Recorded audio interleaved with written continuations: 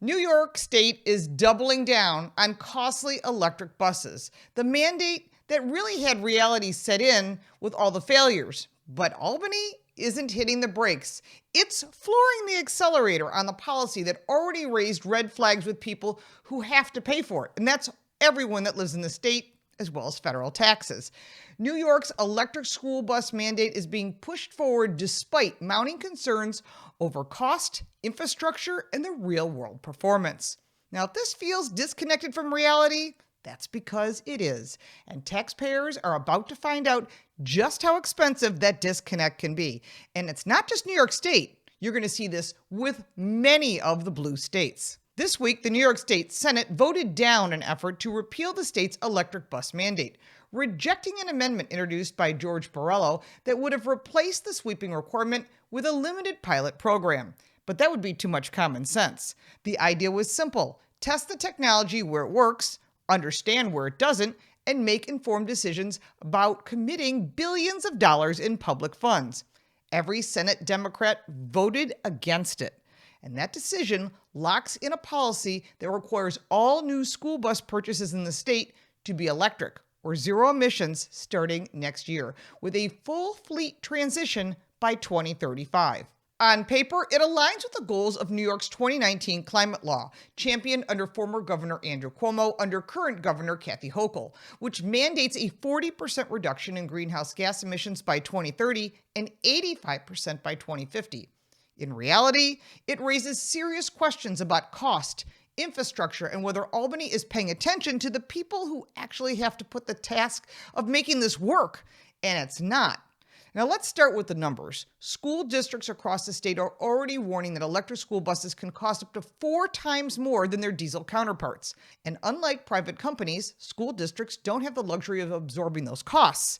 They pass them on to taxpayers or cut elsewhere. And often, it's both. Supporters of the mandate argue that the long-term savings in fuel and maintenance will offset the upfront costs. But it's far from guaranteed, especially in colder climates like New York State or the whole upper half of the United States, where battery performance can degrade and heating demands increase energy consumption.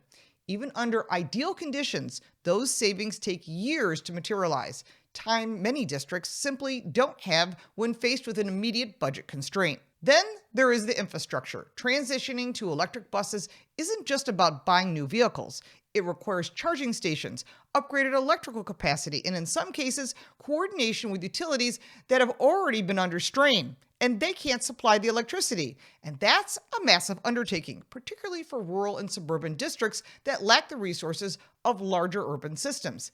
Yet the mandate moves forward with little flexibility beyond a limited extension process. The amendment proposed by Borrello didn't reject electrification outright.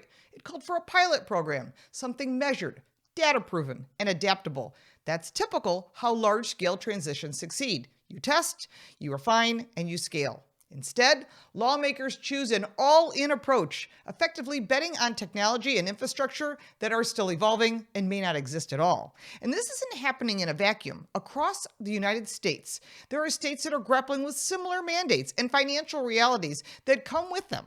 And New York's situation is particularly acute because it's layered on top of an already high energy costs, and costs have doubled for me personally and every resident across New York State. That's just in electricity alone.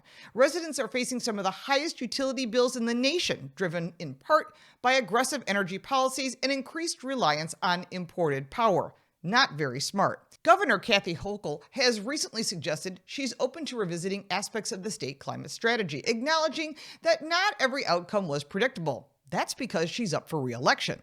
And that's a notable shift in tone. But it also raises an obvious question.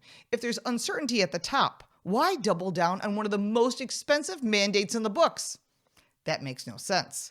Critics argue that warning signs were there from the beginning. Utility costs were expected to rise, infrastructure challenges were well documented, and the limitations of current battery technology, especially in heavy-duty applications like school buses, were not a secret. Yet the policy moved forward with little room for course correction. Meanwhile, the school boards and local voters are increasingly caught in the middle. Budget votes that include electric bus purchases are becoming flashpoints, forcing communities to weigh environmental goals against immediate financial pressures. And in some cases, those proposals are being voted down, creating further uncertainty about how districts will comply with the state's requirements.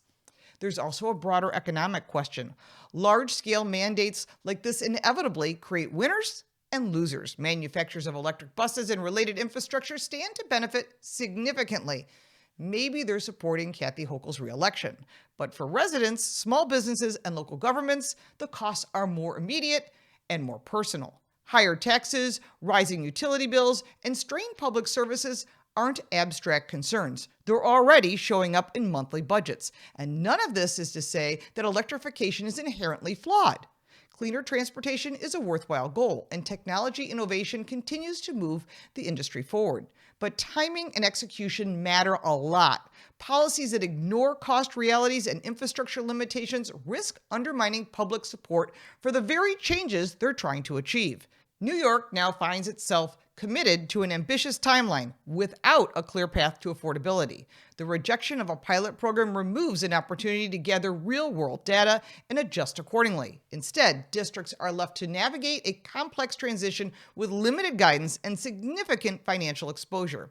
As this mandate moves from policy to implementation, the consequences will become increasingly visible. Taxpayers will see it in their bills, school districts will feel it in their budgets, and lawmakers will have to answer for whether this approach delivered results or simply another added layer of cost to a system that is already under pressure.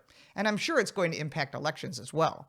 But for now, one thing is clear. The debate over New York's electric bus mandate is far from over. For now, one thing is clear. The debate over New York's electric bus mandate is far from over.